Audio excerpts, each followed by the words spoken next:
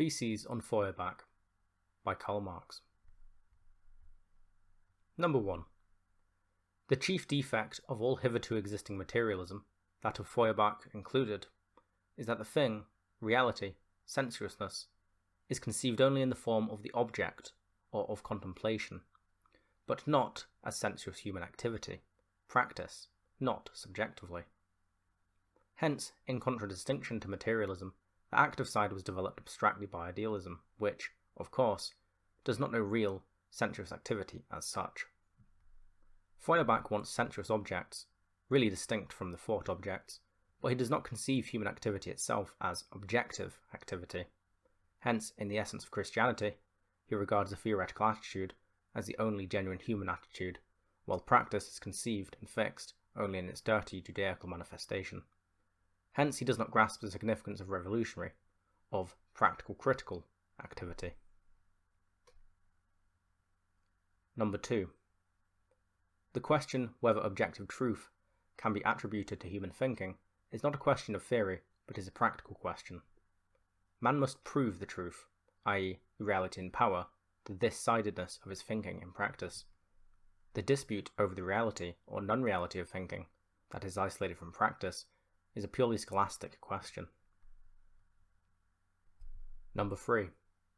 The materialist doctrine concerning the changing of circumstances and upbringing forgets that circumstances are changed by men, and that it is essential to educate the educator himself.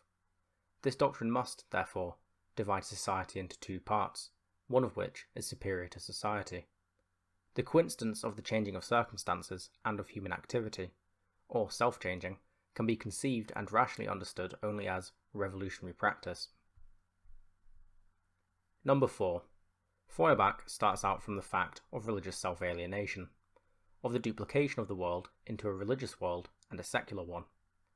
His work consists in resolving the religious world into its secular basis, but that the secular basis detaches itself from itself and establishes itself as an independent realm in the clouds can only be explained by the cleavages and self-contradictions within the secular basis. The latter must, therefore, in itself, be both understood in its contradiction and revolutionized in practice. Thus, for instance, after the earthly family is discovered to be the secret of the Holy Family, the former must then itself be destroyed in theory and in practice. Number 5. Feuerbach, not satisfied with abstract thinking, wants contemplation, but he does not conceive sensuousness as practical, human sensuous activity. Number 6. Feuerbach resolves the religious essence into the human essence, but the human essence is no abstraction inherent in each single individual.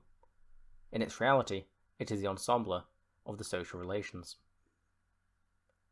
Feuerbach, who does not enter upon a criticism of this real essence, is consequently compelled 1. To abstract from the historical process and to fix the religious sentiment as something by itself, and to presuppose an abstract, isolated human individual. 2. Essence, therefore, can be comprehended only as genus, as an internal, dumb generality, which naturally unites the many individuals. Number 7. Feuerbach, consequently, does not see that the religious sentiment is itself a social product, and that the abstract individual whom he analyses belongs to a particular form of society. Number 8. All social life is essentially practical. All mysteries which lead theory to mysticism find their rational solution in human practice and in the comprehension of this practice.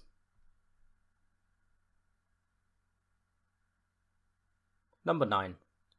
The highest point reached by contemplative materialism, that is, materialism which does not comprehend sensuousness as practical activity, is contemplation of single individuals and of civil society.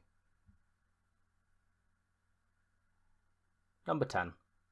The standpoint of the old materialism is civil society. The standpoint of the new is human society, or social humanity. 11. The philosophers have only interpreted the world in various ways.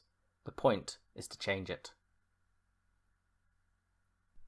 Thank you very much for listening to Marx's Theses on Feuerbach. I would also like to thank my two patrons, Jordan Coverdale and Lewis Brew. If you would like to donate to my Patreon, the link is in the description below. Thank you very much for listening.